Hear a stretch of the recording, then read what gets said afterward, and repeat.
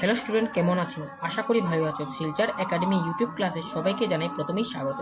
তো আপনারা আজ আমার সাথে সমাজবিজ্ঞানটি বোঝার চেষ্টা করবেন। প্রথমেই আমরা সমাজবিজ্ঞানের সিলেবাসটি বুঝতে চেষ্টা করছি এবং মার্ক ডিস্ট্রিবিউশন কী আছে তা আমরা দেখে নিই প্রথমে।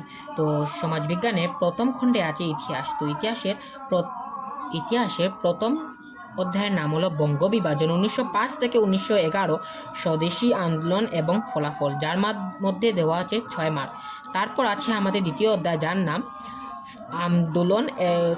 দ্বিতীয় অধ্যায় মহাত্মা গান্ধী এবং ভারতের স্বাধীনতা সংগ্রাম, যাকে দেওয়া আছে 7 মার্ক। তারপর আছে আমাদের তৃতীয় অধ্যায় অসমের ব্রিটিশ বিদ্রোহ, জাগরণ এবং কৃষক বিদ্রোহ, যাকে দেওয়া আছে 7 মার্ক। তারপর আছে আমাদের ইতিহাসের চতুর্থ অধ্যায়, যার নাম ভারতের স্বাধীনতা আন্দোলন এবং অসমের জাতীয় জাগরণ, যাকে দেওয়া আছে 8 মার্ক।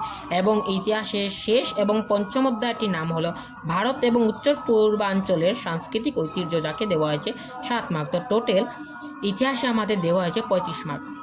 তারপর সমাজবিজ্ঞানের দ্বিতীয় খণ্ড, যার নাম হলো ভূগোল, তাতে আমাদের প্রথম অধ্যায়ে অর্থনীতি, ভূগোল, বিষয়বস্তু এবং সম্পদ, যাকে দেওয়া আছে 7 মার্ক।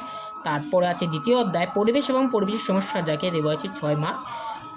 ভূগোলের তৃতীয় অধ্যায়, যার নাম পৃথিবী ভূগোল, যাকে দেওয়া হয়েছে 8 মার্ক। এবং ভূগোলের শেষ এবং চতুর্থ অধ্যায়, যার নাম হলো অসমের ভূগোল, যাকে দেওয়া হয়েছে 14 মার্ক। তো টোটাল ভূগোলের দেওয়া হয়েছে আমাদের 35 মার্কস। তারপর আছে আমাদের সমাজবিজ্ঞানের তৃতীয় অধ্যায়, যার মধ্যে দুটো খণ্ড আছে। তো দুটো অংশ হলো আমাদের প্রথম অংশ রাজনৈতিক বিজ্ঞান এবং দ্বিতীয় অংশ হলো আমাদের অর্থনৈতিক বিজ্ঞান। তো রাজনৈতিক বিজ্ঞানে দেওয়া হয়েছে আমাদের 10 মার্ক, যার প্রথম অধ্যায় হলো ভারতীয় গণতন্ত্র, যাকে দেওয়া হয়েছে 5 মার্ক। এবং দ্বিতীয় অধ্যায় আন্তর্জাতিক সংস্থা, রাষ্ট্রসংঘ এবং অন্যান্য, যাকে দেওয়া হয়েছে 5 মার্ক। তো দুটো পার্ট মিলে হচ্ছে আমাদের 10 মার্ক, যা রাজনীতি থেকে দেওয়া হয়েছে। তারপর অর্থনীতি বিজ্ঞান, যার দ্বিতীয় খণ্ড বা দ্বিতীয় অংশ বলা যায়, যাকে দেওয়া হয়েছে আমাদের 10 মার্ক। তো প্রথম অধ্যায়ের নাম হলো অর্থনীতি বিজ্ঞান, মুদ্রা ও ব্যাংক ব্যবস্থা, 5 মার্ক। দ্বিতীয় অধ্যায় অর্থনীতি বিজ্ঞানের হলো অর্থনৈতিক উন্নয়ন, যাকে দেওয়া হয়েছে 5 মার্ক। টোটাল দেওয়া হয়েছে 10 মার্ক। তো তৃতীয় খণ্ডের 10 মার্ক 10 মার্ক 20 মার্ক এবং বাকি দুটো খণ্ড মিলে হচ্ছে আমাদের 90 মার্ক।